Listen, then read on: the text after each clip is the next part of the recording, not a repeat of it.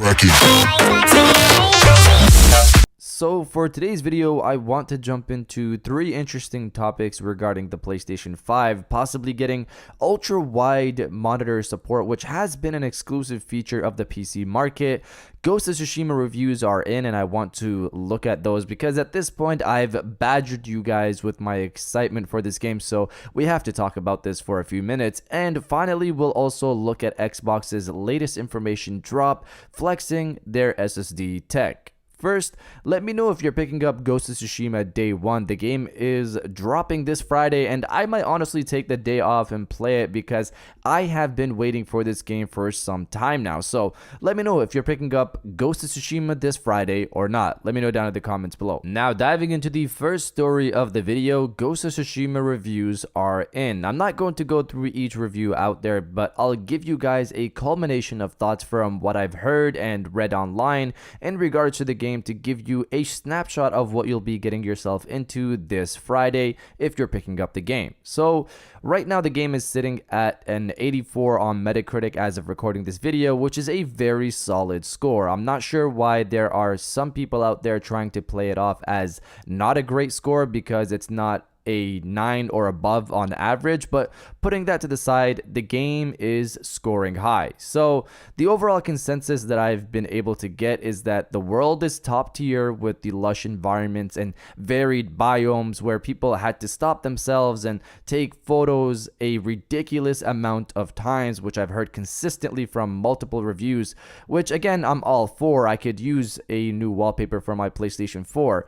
The gameplay has also been praised heavily with the combat style changes. You have the strategic thought patterns you develop after fleshing out the game's combat advancements as you progress through the game. So I want to note these two things, the world and the gameplay, have already sold me on the game, by the way. But to continue, the story is also good from what I've been hearing. I don't think many people went into details for this one, but it's been positive feedback for the most part. Not anything mind-blowing, but not bad by any means, which is perfectly fine for me. I've heard there is some repetitiveness in this game as well, mainly in the side quests, where I've seen some reviewers base a good chunk of their score just on side quests, which I don't really get. I don't personally spend that much time on side quests. They've never really been good for me, and from what I've been hearing, I don't need to do that in Ghost. I can just focus on the main quest and explore the varied biomes, which are apparently very unique. So I'm excited for all that. So overall, good story, top tier world, environment, graphics, and gameplay with some repetitiveness. To me, this all sounds good and a definite day 1 buy. Let me know if you guys are happy with the reviews. Is an 84 good enough for you? Let me know down in the comments below. Now, diving into the second story of the video, this SSD velocity architecture conversation. So, Microsoft released this information drop with a trailer showcasing the velocity architecture, and I'm not really sure, but I don't think there is new information here, but probably some better insight into how this architecture works. This isn't the video to dive into all of this stuff. There's channels out there that do it better, but it's just interesting to see the responses from fans. I said this earlier today, when we're talking about the SSD, it becomes a conversation beyond just the numbers, but when teraflops are the topic of discussion, the numbers are all that matter. I'm not sure why that's the case. Realistically, 4K 60 is a possibility for a lot of games coming next gen. Even 120 frames per second is also coming into the light with these upcoming platforms. It's up to the developers whether they want to move performance over to visuals and decrease frames, or move it to frames and decrease visuals, or offer that ability to the end user. And in terms of the SSD, both consoles will have one, but the PS5's is twice as fast and not just a small percentage over the Series X. And with the PS5, bottlenecks throughout the console have been removed to harness the full speed of the SSD and process data at 100 times the speed of current generation consoles.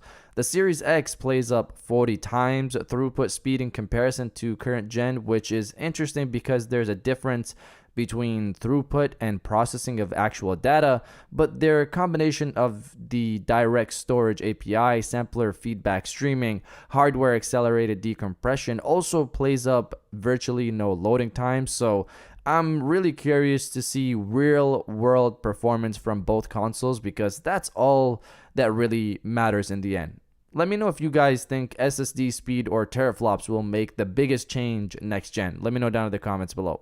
And now, diving into the final story of the video, PS5 possibly getting ultra-wide support. So, for people who don't know, ultra-wide gaming is basically being able to play with an extended monitor, which increases immersion levels from what I've heard.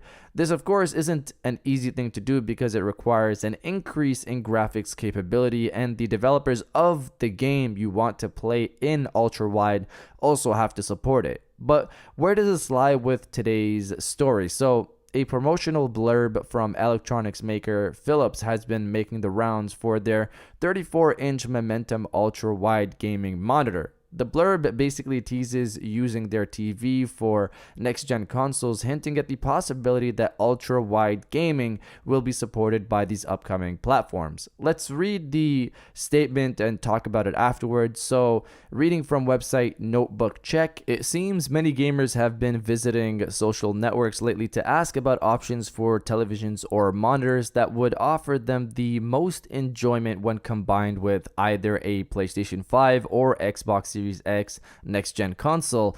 Philips has delivered up a potential choice in the form of the 345 M1CR Momentum ultra-wide gaming monitor, which, according to the marketing blurb, will help take your console gaming experience to a new level. So the reason why people are relating this to consoles, the next gen consoles, is because of that sentence there, take your console gaming experience to the next level. So on PlayStation 4 or PlayStation 4 Pro, there isn't support for ultra wide because, as I stated earlier, it requires more power to pull off something like this from my understanding. But with the power that's coming with the PlayStation 5 and of course the Series X, you would think this could be possible, and based off this promotional blurb, it sounds like it could be coming.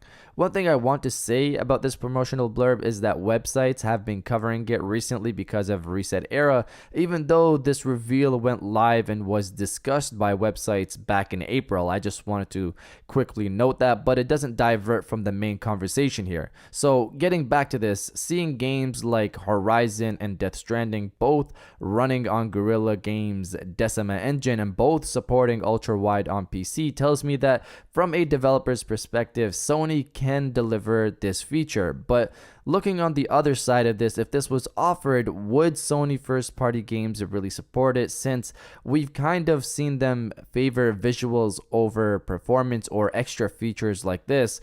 I personally would love if developers offered the option for things like 60 frames per second over higher visuals or support for things like ultra-wide monitors. This would give gamers more options and it'll make next-gen much more enjoyable in my point of view. But you guys let me know if you want ultra-wide support for PlayStation 5. Let me know down in the comments below. And if you guys did enjoy this video, please hit that like button, as it always helps. And subscribe if you're new.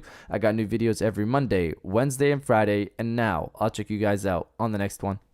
And welcome back to the after show. This is the part of the video where we have a little fun down in the comments below. If you're old, welcome back. If you're new, welcome. For today's thing, what I want you guys to do is to body, obliterate, destroy, and overall harass the comment section with I want to see everything. Obviously, this is in reference to the ultra-wide display, but in reference to really just having more options next generation. If you're all about that, destroy the comment section with I want to see everything, and I'll definitely heart those comments like I always do because I appreciate everybody who stays to the end of my videos. And now, I'll check you guys out on the next one.